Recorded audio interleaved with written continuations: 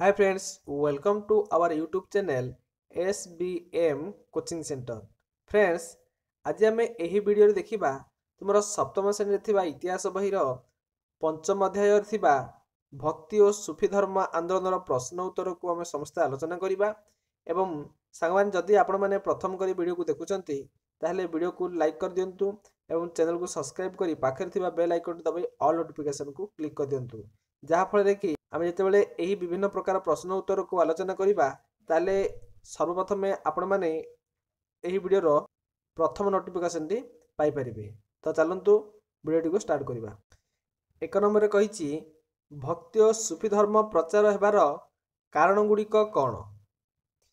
देखंतु जो भक्ति और सूफी धर्म हितिला एही धर्म गुड़िक जो प्रचार होतुला तार कारण कौन बोली पचारिछि। तो यार उत्तर लिखिए आम कौन एक बिट दब लिखब मध्ययुगे इस्लाम एवं हिंदू धर्मर प्रभाव परस्पर उपरे पड़ता। तो मध्ययुगे इस्लाम धर्म एवं हिंदू धर्म थिला एई धर्मर प्रभावटा परस्पर उपरे पड़ता माने हिंदू धर्म एवं मुसलमान बा इस्लाम धर्म उपरे पड़ता। कौन कौन देखंतु हेतिला एठी ना उभय धर्मर सन्थ माने धर्म क्षेत्र में रही जटिलता दूर करने को चेष्टा करथिले।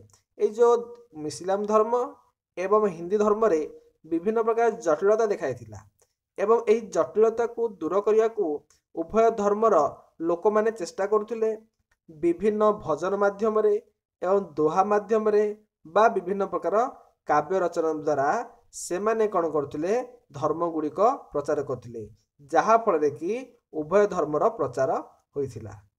तापर देखिबा ख नंबर भक्ति आंदोलन सार कथा गुड़िक कौन थिला। भक्ति आंदोलन सार कथा गुड़िक देखंतु कौन थिला।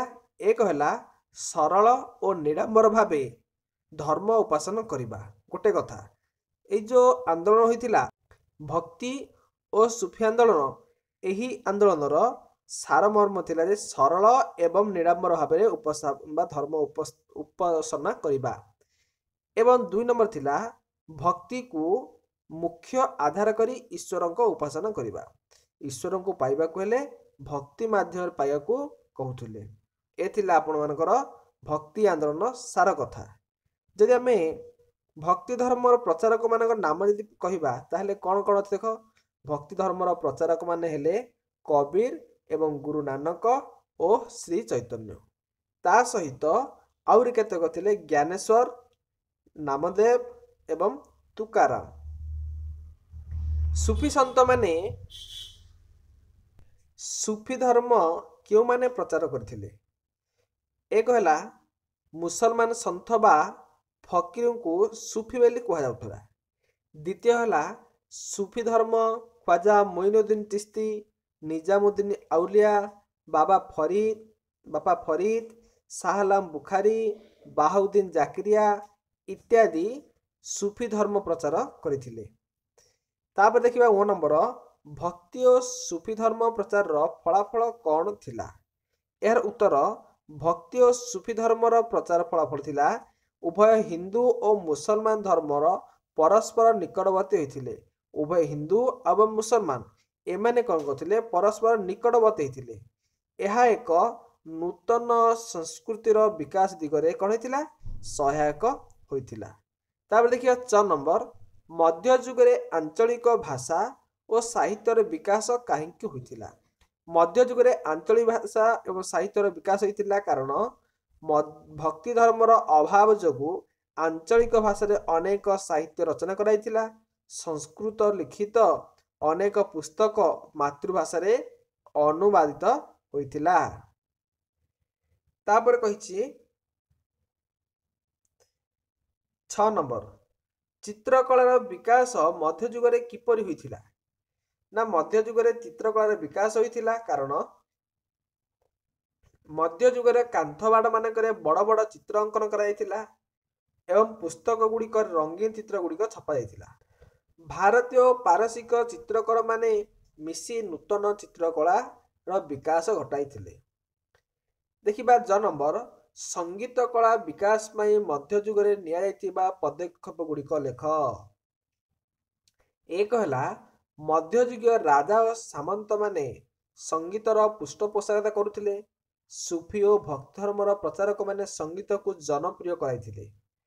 तापरे भारतीय पार्सी संगीतर मिलन रे शास्त्रीय संगीतर उन्नति हेबार सह विभिन्न प्रकार वाद्य यंत्र मध्य बाहरी। तापर देखिबा 2 नंबर तल प्रश्नर केतेक संभाव्य उत्तर दियाइछि सेगुड़िक मध्य जोड़ा ठीक ता चारि पखरे ठीक चिन्ह दियो। कबीर केउठा जन्मग्रहण करथिले? कबीर कोठी बनारस रे जन्मग्रहण करथिले। सिख धर्म किए प्रतिष्ठा करथिले? सिख धर्म प्रतिष्ठाता होचन गुरु नानक। चैतन्यकर प्रधान शिष्य किए? हरिदास। हरिदास हबो। नामदेव केउ राज्यर धर्म प्रचारक थिले? महाराष्ट्र धर्म प्रचारक थिले नामदेव। निजामुद्दीन औलिया केउठा रहउथिले?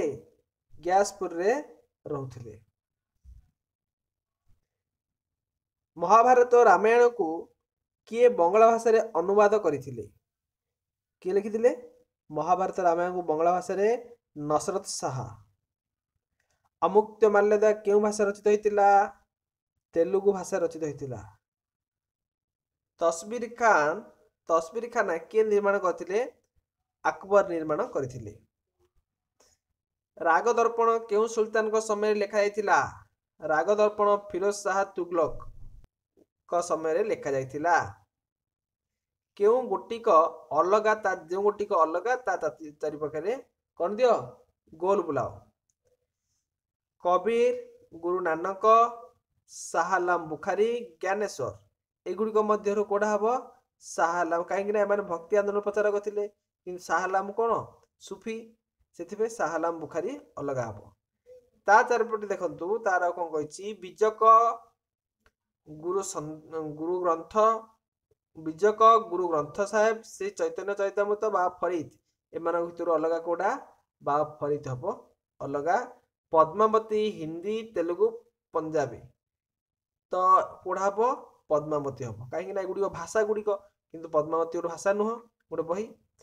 तापरे तबला ढोलक हारमोनियम मृदंग एगुड़िक सब पारंपरिक वाद्य यंत्र गुड़िक किंतु ए जो तबला ढोल मृदंग ए समस्त सबु पारंपरिक क्षेत्र में बा वाद्य यंत्र बोली कहबा किंतु हारमोनियम टा वर्तमान अणपारंपरिक बोली कहि परिबा बा ए गुड़िक सब जाक कोन एगुड़ी सब पूर्वरु किंतु हारमोनियम टा बहुत पूर्वरु नुह। तापरे कस्तम खस्तम लिखा है। गुरु नानक कोड़ा हबो आदि ग्रंथ नानक लिखिथिले आदि ग्रंथ। सारला दास कौन लिखिथिले? सारला दास महाभारत लिखिथिले। जगन्नाथ दास कौन लिखिथिले? भागवत लिखिथिले। आ बलराम दास कौन लिखिथिले? दांडी रामायण लिखिथिले। एमिति कौन रहिछि आपण माने कस्तम को खस्तम मिलन करि परिबे। संग माने एबे आमे एही पाठर संपूर्ण प्रश्न उत्तर को आलोचना कले। आशा करूछि वीडियो आपण माने बहुत हेल्पफुल हेतिबो। जदि वीडियोटी भल लागिला ताले वीडियो को लाइक कर दे चैनल सब्सक्राइब करी पाखरे थिबा बेल आइकन दबाई दियंतु एवं ऑल नोटिफिकेशन मध्ये क्लिक कर दियंतु। रहउछि बंधुगण परवर्ती वीडियो रे पुणी देखा हबा। जय जगन्नाथ।